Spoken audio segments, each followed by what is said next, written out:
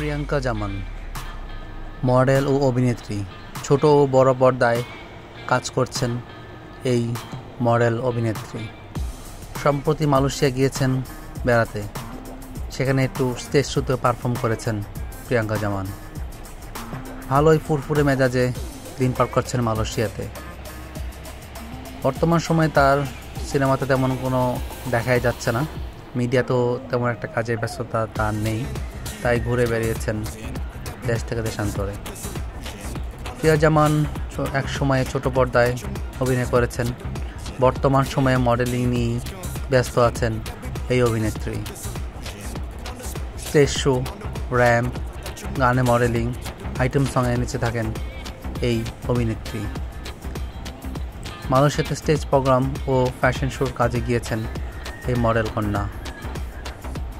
বর্তমান সময়ে মালয়েশিয়াতে খুব ভালো একটা সময় পার করছেন প্রিয়াঙ্কা জামান।